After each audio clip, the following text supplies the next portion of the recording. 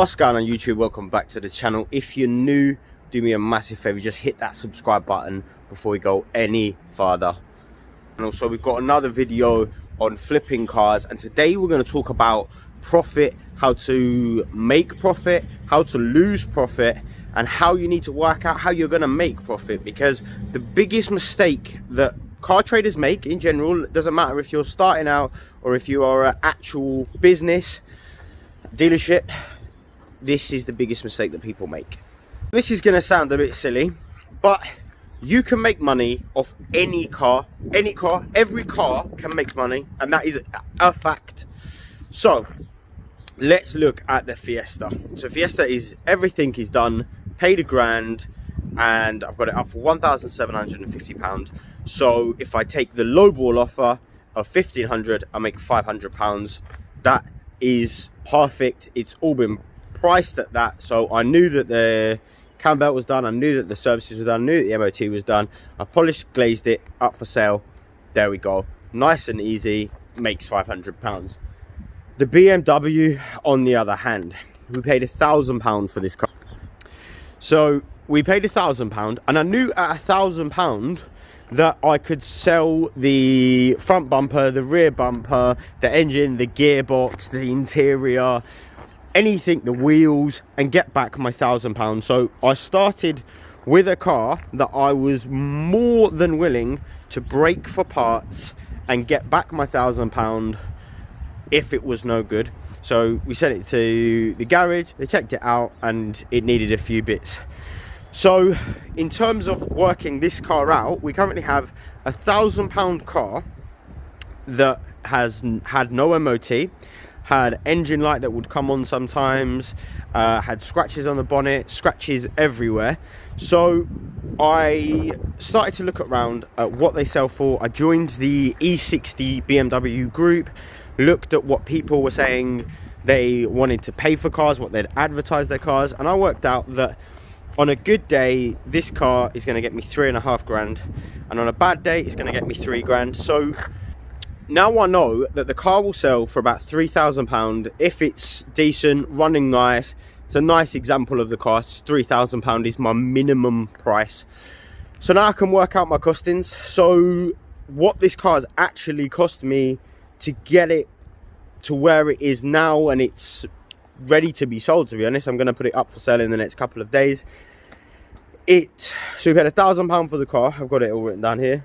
Then the MOT, it failed. It needed tyres, ball joints, wipers, all of that cost £500. So I'm now £1,500 in the car.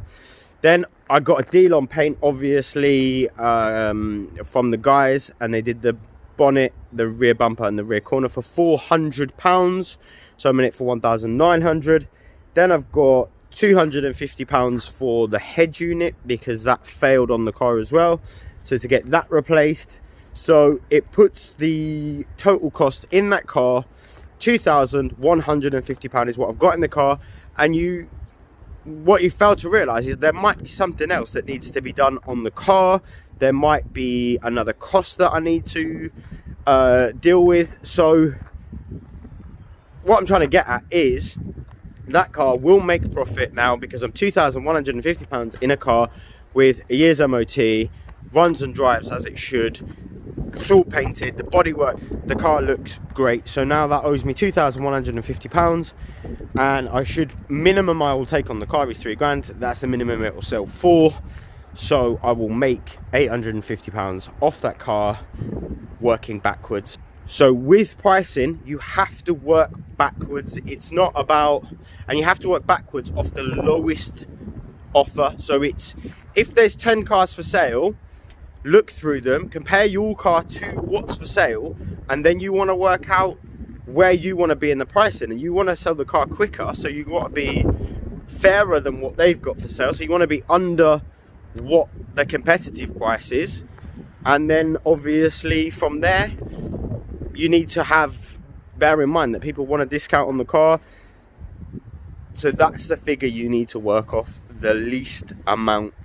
When you are buying and selling used cars, there's a risk every single time you buy a car.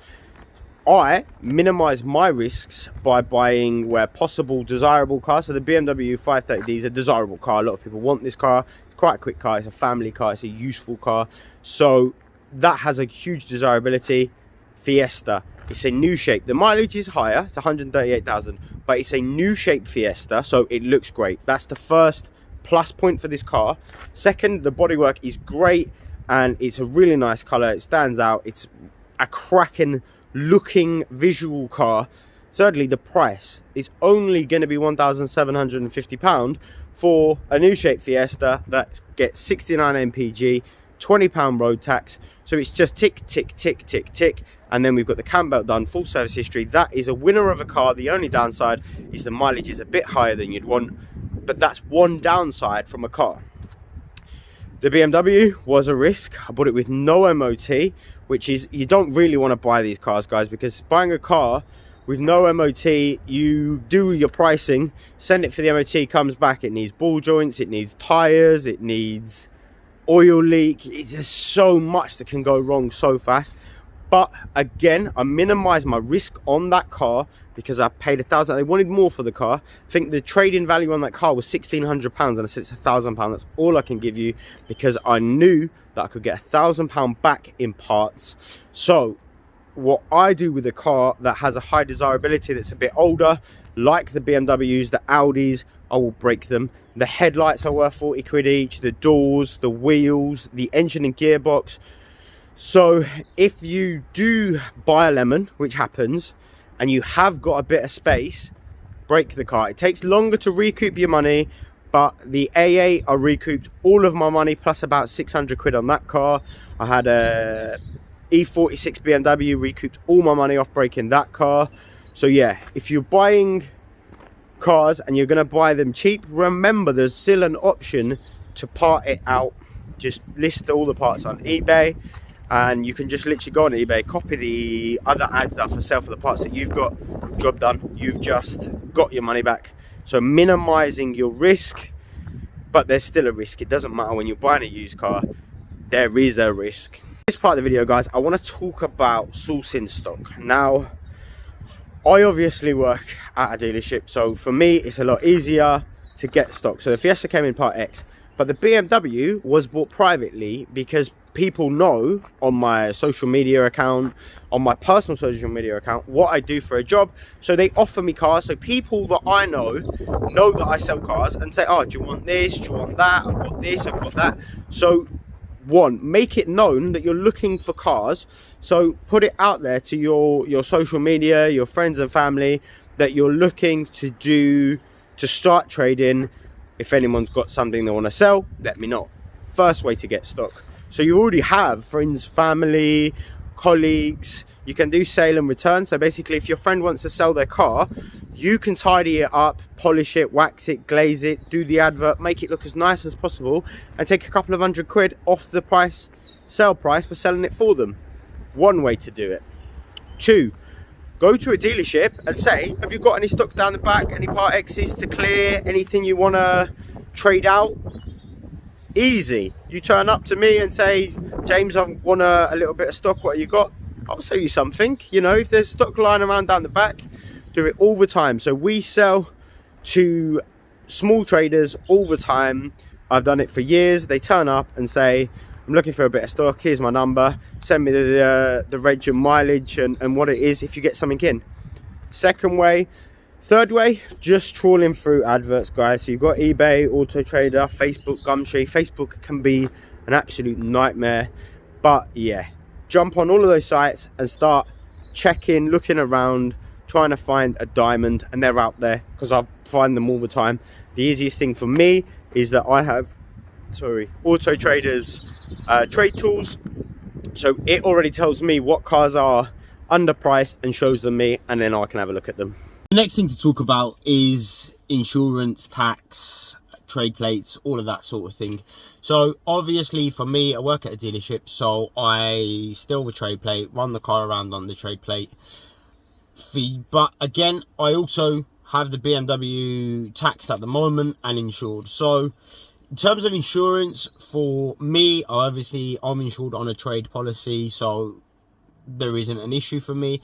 for you guys, there's a lot of you guys that follow the channel that are already flipping cars successfully, and a lot of you guys are using one-day insurance. I've used it before when I've picked up cars, where you insure the car for a day, for an hour, for as long as you need to get it home. Works out about £20 a day, and you get the car home. In terms of tax, so the BMW is taxed. I'm doing it on a monthly thing, so you can't do every car. It depends how many cars you sell. So if you're going to just do like 5-6 cars, you want to start doing it, you can do the monthly tax on the car, but you can only do that, I think it's 3 or 4 times a year, and then you have to pay the full amount of the tax. I put the value of the tax onto the car, so the BMW cost £1,000, the cost for the paint, repairs, the stereo, and then I put the £36 onto the spreadsheet for the road tax, so it comes off the cost of the car.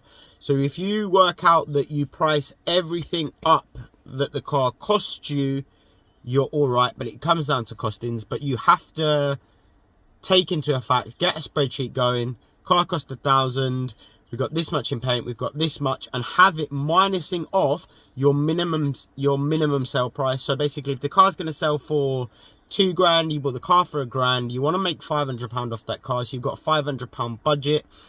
Take off your tax, take off your insurance, that leaves you with X amount of money. Do you need to do an MOT? Make that the priority, because the bodywork, you know, if you're like me, and I love to try and do the bodywork, and that's something that I'm currently working on, training myself to do more bodywork. I can do polishing, I can sand out scratches, I can do touch-ups, but bodywork is something that I really do want to invest a lot of time into the remainder of this year. But yeah, making sure my car is mechanical, you can buff it up, you can polish it, but that would be my go-to. After that, then if you spend 200 quid on the MOT and a few bits that needs, if it comes back with some bits that need doing on a failure, then that still leaves your budget. So you've got to work backwards and know, okay, we'll get the MOT done first, then we'll do this, then we'll do that. That leaves me with X amount of profit. And you'll know as you're prepping the car that your profit's going down, what you will make off this car if you sold it as it is now, and would you make that on the minimum price. Obviously, if you can get your maximum sale price, great, but we don't always achieve that. So insurance, 1 day, tax. I've taxed this car and I've got it on a direct debit, and I'm taking that cost. If I have this car for 2 months, it costs me £60 in road tax to have that, because I'm using the car as my daily, everyday car at the moment. So that's that one. So in this part, we're going to talk about pricing. So I do not care what the retail price of a car is. That is it's great for an idea of what the car is valued for, what the insurance are going to insure it for, but it doesn't reflect what you're going to sell it for. And I get frustrated with this all the time. I see adverts and they want £8,000 for a car, and you're like, here's this one for sale for £7,500, which is the exact same as yours. Here's this one for sale for £7,000, because they've been offered a part exchange price of £6,500, so they've got it listed privately for £7,000. It's the exact same car as yours, except for I've got mine up for £9,000 and they've got it for £7,000, because they want to get rid of the car because they're getting a new car and their trading price is less than what you can offer them. So retail prices, ignore them. So when you're looking around at that's the retail price, that's the retail price. When you work at a dealership, we'll start at the retail price, and then every week the car's there on the dealership, you're coming down, you're coming down. Sometimes I'll put a car up for retail price, so the car is worth £6,500, put it up for £6,500, it doesn't get 0 viewings. I drop it down to the sale price that we've worked out is the price that they sell for, which is 6,195.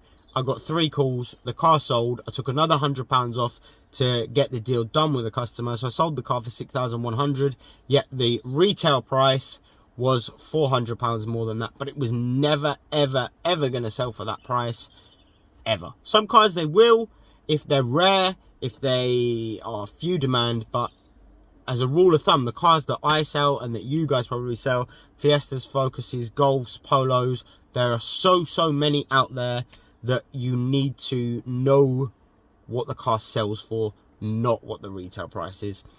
So how can you work out a selling price, a retail price. You can go on to Auto Trader, look at car dealers that have got cars for sale, look at private adverts that are for sale, and that's going to give you an idea of what you're selling. So the Fiesta, the retail price on the Fiesta is £2,200.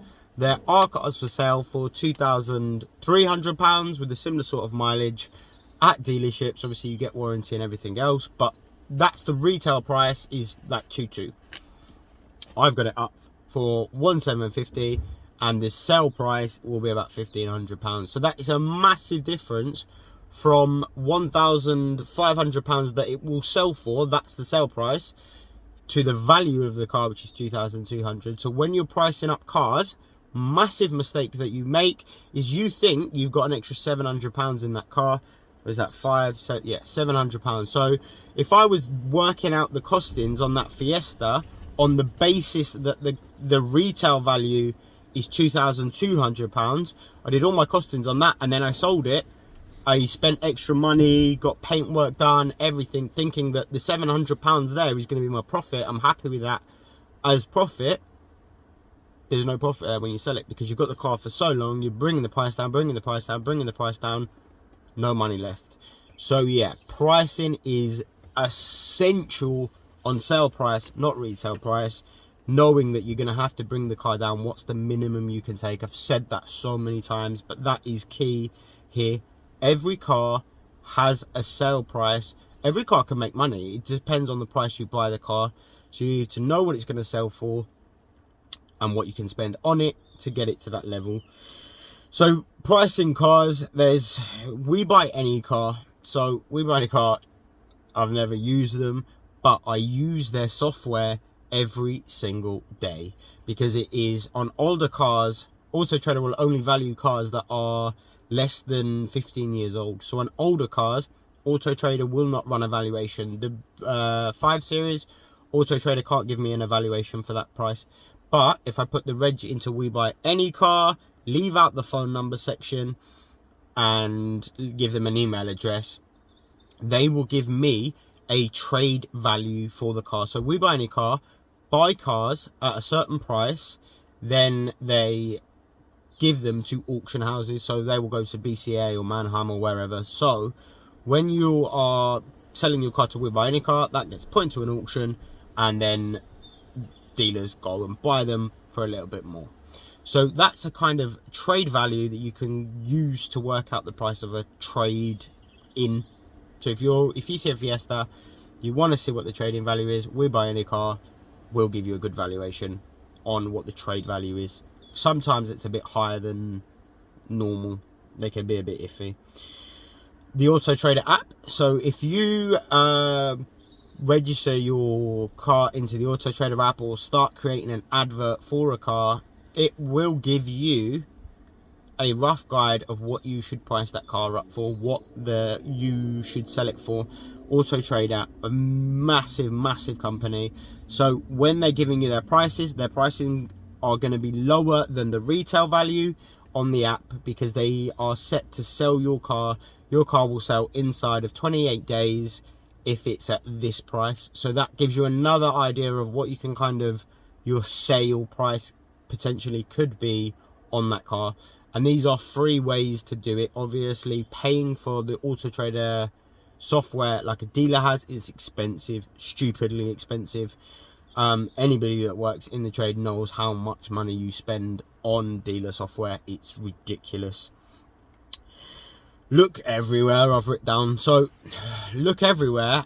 Go on every website. So go on to Car Gurus, go on to Auto Trader, go on to Facebook, and look at what they are currently for sale for. Give them, give the dealer a call and say, oh yeah, how long have you had the car in stock? This long, that long. So you'll be able to get yourself an idea of how long it takes to sell a car at a certain price. And with experience, the more you do, the more you're going to learn. So I know the price of a Ford Fiesta or a Focus and all sorts of these little cars, the average price. If somebody says, what's the price of this car with 110,000 miles on it, blah blah blah, I know it because I do it every day. I'm checking pricing every day. It's my day job. And it's not my day job to be doing £1,000 cars. The cheapest car we currently have in stock is £5,000. So doing £1,500 cars, I'm checking these prices. I'm going through and seeing what's for sale. Before I put my car for sale, I have a look what's out there, what's for sale. Okay, this is the price of the car. Mine is better than theirs, it's presented better than theirs, but I'm still going to come in at the same price as theirs, so I'll sell mine faster. So that's the other way, looking around. And the more that you practice looking at cars, like any car dealer or anybody that's getting into selling cars, Calvin Car Diaries, for example, huge channel, he's got a huge business, but you will always see him on his Instagram stories. What's the price of this car? What's the price of that car? What's the price of this car? Because he's constantly checking prices on what cars sell for, what's a good bit of stock. So if somebody said to him, I've got a Jaguar XJF, 20,000 miles on it, he kind of knows what he wants to pay for the car, what they're selling for. He's kept his eye on the ball, and that's the biggest thing, is being in it, as he says, being on it. And then trying to underprice everyone else where possible, guys. You know, people want a deal, people want a cheap car, and what I sell is obviously the cheaper end of the market. So try and be there. If you're in no rush to sell a car, start high, come down. If you've got a couple of cars in stock, you want to try and rotate them, you know, be super competitive with your price. Okay guys, so I'm going to end the video there. Thank you so much if you got this far. If you learned anything, show your support by hitting the subscribe button, the like button, and drop me a comment if you've got any questions at all, guys. I am really doing this channel more for you guys than for me, and I want to help as many people with the knowledge that I've got as possible. So I'll see you in the next video. If you've got any video ideas for me, drop them in the comments. As always, guys, like, subscribe, and I'll see you in the next one.